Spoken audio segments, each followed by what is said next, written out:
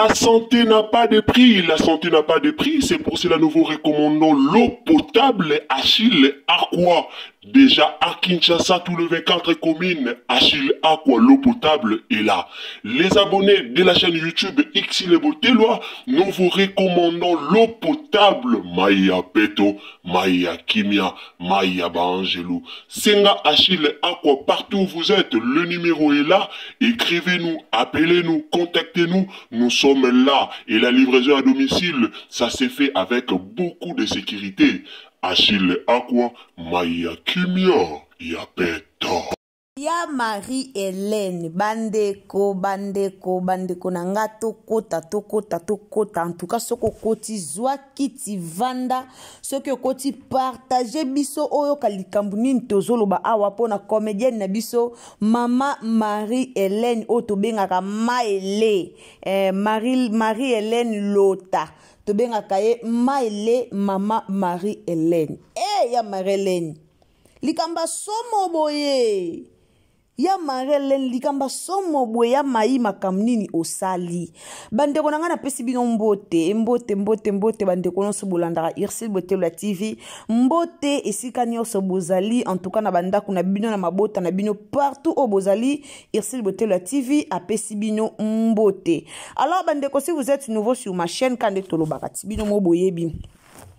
Ah, c'est Irsil Botelwa TV, donc chez Irsil Botelwa TV, tolobara toujours. Si vous êtes nouveau sur ma chaîne, abonnez-vous, commentez, likez, partagez biso na Facebook, partagez na WhatsApp, partagez na Messenger, donc partagez biso partout et place wapi o bandeko bakozwa analyse na biso pour que ba yoka eloko nini o tolobeli. Hey, bandeko. Na seki na nungamo kola likabola laloba bandeolaga na seki et seki sake franchement ya Marie-Hélène makamnini osali.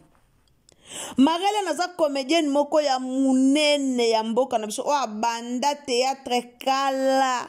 Personnellement, na ebi Mama Marie-Hélène na groupe évangélique, na groupe oezaki ya ba Devos Musoba, oezaki ya ba Nicole, oezaki ya ba Kiro, que son âme repose en paix na groupe évangélique kala. Et place onga na yebaki Mama Marie-Hélène, na yebaki ewana. Na yebaki Mama Marie-Hélène kuna. Alors na banda otala Mama Marie-Hélène kala wana nazala mwana mukie. Na banda tala Mama Marie-Hélène ti nazokola nazotala Mama na biso Marie-Hélène ana carrière na ya moulayi, parcours na ya moulayi, carrière vraiment ya makasi. Alors likambunini o toye kolobela likambunini o Mama Marie-Hélène asali problème angweza nini o bomoni Irsil Botelwa TV aye na diboso na bino nasi batungso esika baza baoloba déjà ye pasanga makambu te ondeko otalanga nasi kolobi bongo na kosie nasi kolobi déjà ye pasanga makambu te. Alors problème nini oto ye nango lelo pona Mama na biso Marie-Hélène. D'abord na pesi mbote na batu nyonso bolandaka biso vraiment tant tolo babongo tozomona Mama na biso Madeleine aketa ba Madeleine tant tozolo babongo tozomona Mama na biso Princesse Allegre ya Mama Yvonne balobi business woman, donc ye pena teka olingo lata bien à Paris o wapi Londres partout kozala pays nyonso Mama molati ici ezali Mama na biso moko Mama Yvonne kande balobaka koto peto moni linda bukulu ya balinda mbote na wesi kozali et puis mbote na nga na ba famille bota nyonso vraiment na préféré so za famille boto koti na émission au partager ba famille bota tout bozo pena ba kiti bo vanda bozo pena ba kiti bo vandi pembeni bolanda famille bota partager biso famille bota partager partout to landa na lu eloko nini o Mama Marie-Hélène a sali na osenga pena na bandeko nanga to partager. To pasi félicitations à Bellevue Kandi la patronne à Poutine. En tout cas, félicitations. Nzambo a peso mayele, nzamba koba penza, kopesa olusu mayele, akoba abakisa vraiment ebele ya mayele. Bandeko likambu na obeta, Mama Marie-Hélène, eza filme oyo ezoleka na Bellevue. Lelo to mona ba filme o totalaka o ekoma eza ba filme moko eza ba réalité ya ba vie ya bato. kala tozalaki soki bacomédien batie théâtre okoti otala ozomona no eloko malonga te koto bafinga koto koseka na koseka. Donc eloko pene ya malonga ezalaka lisu te. Eza makambo toomona na Jérémie Chabani musala malonga eza lisu te. Ekomika koseka, ekomika bambwakela, ekomika bajeton, ekomika eza makambo toomona. Alors lelo ba théâtre na biso Congo batuloko ba Bellevue Kandi ba ba pièce à théâtre moko ozomona olandi yango penza olandi yango olobi te o eza makambo o esale makana ba vie ya batu. Likambo ekomeli mama Marie-Hélène eza likambo esale makana ba vie ya batu. Likambo ekomeli Bellevue eza likambo esale makana ba vie ya batu. Théâtre oyo le kanashia na Bellevue Kandi kombo nango Sœur Marie-Hélène. Donc titre ya théâtre eza Sœur Marie-Hélène. Lelo tocho tala 9e épisode nango ba tocho coach yango 3 heures du temps passé. Tocho tala 9e épisode ya titre théâtre oyo eza Sœur Marie-Hélène. Bandeko nanga ba olakisa ba problème oyo erenyaka na l'église na biso ba congolais. Ba olakisa ki mutema mabe o erenyaka na l'église na biso ba congolais. Lelo yana ba congolais musu bakenda su ko sambela te. Yana ba congolais bele bana ba pays étranger ba kota kalisu be église te. Pourquoi? Parce que mutema mabe evandi mingi na bana nzambe. Même na ba kongwana yana ba congolais bele ba sambela kalisusu te.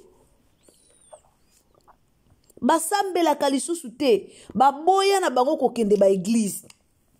Pourquoi? Parce que motema mabe evandi Mama 2024 Gavker to yelibino solution. Bon a ba problème ya trompe, fibrome, myome, kyste, règle abondante. Gavker to zalina solution. Yo oyo kota ménopause atana 65 ans na Gavker oko simba mwana. Ebongo oyo etali fertilité masculine. Ba papa to bosani binoté, faiblesse sexuelle, éjaculation précoce, insuffisance des spermes, topé agrandissement de pénis. Posaya mwasi et kimayo ki mobali etelemaka bien te awa yoka yango etelemi ebongo oyo etali loposo vergeture babengi nduta bouton tache acné Gavker ba produit ya solo teint uniforme na 5 jours ya pamba oteli talendenge bimiki toko na feti tozalina gamme complet ya kopakola ya injection ya comprimé na ya suppositoire. Yeah. Ozali na problème ya hémorroïde interne topé externe papa maman kaka na 2 jours ya pamba omoni changement total. Bona maladie ya tension diabète AVC topé obésité lobiko ezali perte de poids sans okota salle de sport. Kisi ya injection pe comprimé na Gavker bikalibela olingi okima suki pe mandefu ya pembe benga biso na lombango po awa tozali na solution moko durable. Ba produit na biso nyonso ezali 100% naturel pe esalemi na ba plante na ba industrie ya Angleterre pe Allemagne. Benga biso na numéro oyo plus 44 74 05 65 35 48. Gavker solution ya santé na yo. Mingi na kata bana nzambe. Lelo na église to omona ba bwakela batu ba maladi. Lelo na église to omona ba boma batu et surtout kaka soki osali témoignage. Bomoni oye komelaki Sylvie Eseka. Bomoni ucho komela Sylvie Eseka na église. Pourquoi? Parce que Sylvie Eseka alekaki liboso pona ko témoigner bolamu nzambe. Sylvie Eseka alekaki pona ko témoigner bolamu o nzamba salelaki ye. Azwaki musala aye ko témoigner na église pona ko encourager batu o babandona nzambe, pona ko encourager batu baya lisusu pe na nzambe, aye ko témoigner munena nzambe kete aba akota ki église abanda ko sambela kaka sambela nzamba visiter ye, nzamba pesi ye musala, nzamba pesi ye mutuka. Ba pesi ye musala kutu na musalo ba pesi ye et permettre ye basomba na mutuka dans la minute oyo musale pesi mutuka musale pesi nda aye ko témoigner liboso ya église mobimba. Et mitema mabele loko a Sœur Dada na sœur Marina babengi si Sylvie seka na ndako po batile loka mabe kufa. Effectivement eza makambo tomona na l'église de Christ. Eza makambo tomona na l'église na biso ba congolais. Bata ba église mitema mabe longwa na cité longwa ekota na kati église. Motema mabe ekota na kati ya ba église bandeko nanga. Lelo bat bakoma obanga ko témoigner nanya oleka so ndiboso église apesa témoignage ke nazwi musala bape ngana yebi ndeko nanga moko azwa musala bien abandino musala wana te mais azwi ka musala ba yebisi ka mamba musala lobi nango ak église ke témoigner nzamba salinga bolamu nazwi musala mais nano mi bandele musala wana te a témoigner et komi na ba 22h ba bengi 22h a je appelle ya muto amemaki ba dossier na musala master mukonzi na biso alobi moyo sala ezate mais ba lo ba yebisa ki déjà que il faut sala asepelaki pourquoi parce que ayaki ko témoigner et ana ba témoignage mususu to témoigner na biso ngona na ba église te ba témoignage mususu za ba témoignage o témoigner na église te. Kongola koma motema mabe. Bomoni oye ke la sœur Marlène. Sœur Marlène alinga na ye. Alingi na ye papa Serge. Mais moi lo bango en public ezate makomo ke panza sango. Eza mambo eleka pe na l'église. Omona mutu mobwe akomi ko ke panza son ke ngana sœur ana kutozaka mwasi na mobile. Ngana frère ana kutozaka mwasi na bal mais botika lata ata ko lingana botika la lingana te. Et puis chose grave, sœur Marlène a botisi ki motema mabe. Sœur Marlène a botisi ki motema mabe. Pona okende ko luka ko baby sa réputation à Belleville. Po Belleville za mwaso a nyoko mina libala o tirboa nyokoli na libala. Kande balobaka valeur eloko bayeba ngo sore bungi tirboa nyokoli Belleville abengani Belleville yo kota na église akutani na chance luka yo kuta na papa Serge mais tala motema mabe ya mama na biso Maman Marie-Hélène. Combien oye kufa na l'église pour muto akendaki kokose la muninga makambu. Frère moka sepelia bala sœur moko boye ale sœur wana ba sœur église bake ba lingeli boule bake kokose la makambu. Makambu esale maka. Makambu esale maka. Bomoni ba théâtre o abuzo bato lembango. Ba théâtre o ezalake o asalaki kutalekaki bazo seka bazo to lemba ba théâtre ko seka ya ba ventira pamba to lemba ba théâtre comme fo boye o ta la théâtre et ozozwa ezo tirer les sons na makambu moko boye o ta la théâtre ezo te ya yo o ta la théâtre ozo te ya ma directement ba théâtre boende yango to nango posa. Félicitations à équipe tout ya Belleville Kandi. Bosala musala na bino malamu. Mutu pa boya Belleville fo zaka mutu a motema mabe. Po mutu a boya Belleville fo zaka koza motema mabe. Ndo ya pendo boyi Belleville na motema mabe. Mais soko za pe a motema malamu o boya Belleville te. Asa musala ne kitoko. Belleville azokoma ba théâtre malamu. Belleville azokoma ba théâtre malonga. O bato ba tirer leçon. Théâtre Marie-Hélène o elelisi bato nanu kute silité mais lelisi bato. Ta lelo Marie-Hélène ndenga bimi na poisa. Marie-Hélène akenda okosa bana na ye. Marie-Hélène akenda okosa bandeko na ye. Ke ndenga zawana papa Serge azoya kobala ye papa Serge asepel na oh papa Serge ayebi ata makambo wana te e a makambo esalemana ba famille belé makambo wana esalemaka. Alors félicitations vraiment na Belleville Kandi kolanda na oto balobaki boye o Belleville azongisaki yo ata nga aloba toujours bato bakombata Belleville Kandi bato bamona étoile kati na ye bato bamona étoile kati na ye yango baoyo combattre ye poso toyebi ke bato nyonso basala na bango théâtre bien kodo toyebi ke sila osala bien Belleville osala bien à quoi bon to ya koluka ba polémique moko boye oyo ezanga tina à quoi bon to luka ba polémique mo ezanga tina Belleville osala ba théâtre o ezo ningisa Belleville osala ba théâtre o batu pena bazo teya manango Belleville osala ba théâtre o eza ba vie ya batu osala ba théâtre o eza ba vie ya batu osala ba théâtre o pena tali omoni te réalité eza vraiment réalité ba vie ya batu eza bongo mais malgré ça aza toujours na batu oyo baoya kofinga ye malgré ça aza toujours na bato bazoya kofinga bato bazoya kaka koloba mabe bato bazoya kaka koluka kokosela ye makambu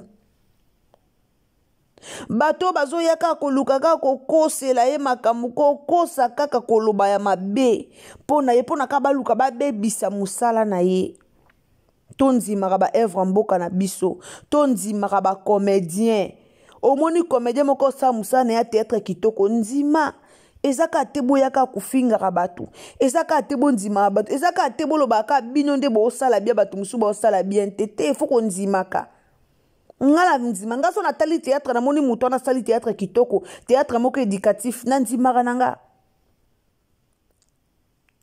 théâtre tikala lisusu bacomédien ebelebele te théâtre tikala lisusu bacomédien ebelebele te théâtre koma pena olanda théâtre ovandi na bana bozozwa pena mutu na mutu azwa part na ye théâtre koma bongo mais lelo batu par sentiment bakoma ofinga batu peka par sentiment omona mutu mobo azosala théâtre na ye kitoko neti bamimika beya mimika beya yes mimika beya asalaka théâtre kitoko mimika beya komaka ba théâtre moko bien ba mimika beya bakoma ba théâtre bien ba Cardozo mille esprit Cardozo mille esprit ao koma ba théâtre bien batu bao koma ba théâtre bien basé belé to félicitaka batamboka na biso muta komi théâtre bien olandi pena théâtre ju ba leçon o félicité ezaka te toya kaka kofingaka kitoko te mutu lokwa Belleville osala théâtre na ye kitoko makambo nyonso eleka bien théâtre kitoko ya kitoko mais kofinga nde likambo en tout cas nzamba zolokumu na sepeli kotalanda théâtre Marie-Hélène ndeko nano lanzango te kende ka Belleville TV au mona théâtre moko zoleka wana titre nango eza Sœur Marie-Hélène en tout cas landa théâtre wana eza théâtre moko ezo pesa ba leçon ebele talande ti Marina na dada ba bomisi Sylvie ese kaka pour rien car pona kaka motema mabe pona kaka zuwa yango ba bomiseli muninga eza pena pasi esali pasi makasi alors bandeko nanga mema bal non église ye kusa bana no mama nzambe mema bana na église bake kozwa maloba nzambe bake koyoka maloba nzambe eza très important tangu bana bayoka maloba nzambe tangu bana baosela nzambe bomoni bablo muswa mabe ya mike e ozalate lelo soki dada babomisi Sylvie po bazaki na motema mabe po bande kosela nzambe me bazaki vraiment na motema mabe alors félicitations la patronne Belleville Kandi félicitations nzamba lola pambola nzamba pambola yo vraiment nzamba baxelo sagesse na intelligence nzambe azala pena pembe na yo abaxela o mayele wana ya kosela rabiso lisusu ba théâtre ya kitoko oyo eko fortifier biso oyo eko édifier biso oyo pena eko pesa biso conseil en tout cas nzamba lola a pambola yo ndeko nyoso kotaka na Irsil Botelo TV so nzamba no liboso koti ndeko nanga ko hésiter te ya ko commenter ya ko liker ya ko partager en tout cas partager biso na Facebook partager biso na WhatsApp partager biso vraiment partout nzambe ako pambola yo ka nde na lobaka ndeko koti soki osabone kobosana te cliquez cloche ya notification. Tozaka na biso zéro polémique, zéro mafinga.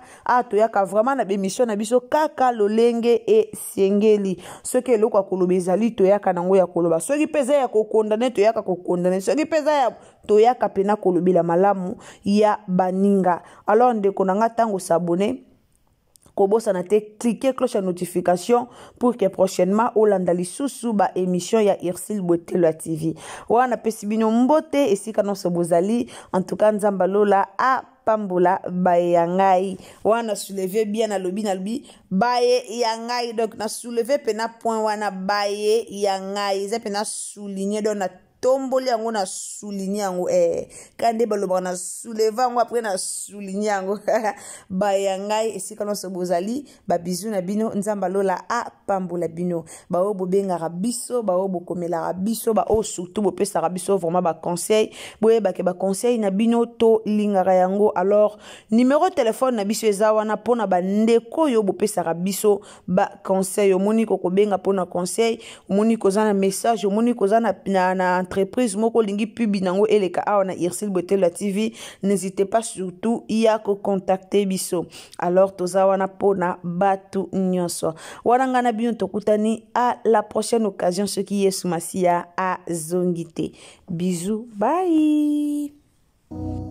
Mama 2024 Gavker to Yelibino solution. Pour n'a pas problème ya trompe, fibrome, myome, kyste, règles abondantes. Gavker to Zalina solution. Yo oyo kota ménopause atana 65 ans na Gavker oko simba moana. Ebongo oyo etali fertilité masculine. Ma papa to bossani binoté, faiblesse sexuelle, éjaculation précoce, insuffisance des spermes, topé, agrandissement de pénis. Bossa ya mwasi et kimayo ki mobali etelemaka bien te awa yo kayango etelemi ebongo oyo etali loposo vergeture babengi nduta bouton tache acné Gavker ba produit ya solo teint uniforme na 5 jours ya pamba oteli talendenge bimiki toko na feti tozali na gamme complet ya kopakola ya injection ya comprimé na ya suppositoire.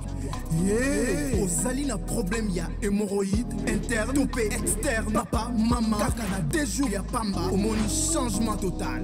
Pona maladie ya tension diabète AVC topé obésité lobiko ezali perte de poids sans okota salle de sport. Kisi ya injection pe comprimé na Gavker bikalibela olingi okima suki pe mandefu ya pembe benga biso na lombango po awa tozali na solution moko durable ba produit na biso nyonso ezali 100% naturel pe esalemi na ba plante na ba industrie ya Angleterre pe Allemagne. Benga biso na numéro oyo plus 44 74 05 65 35 48. Gavker solution ya santé na yo.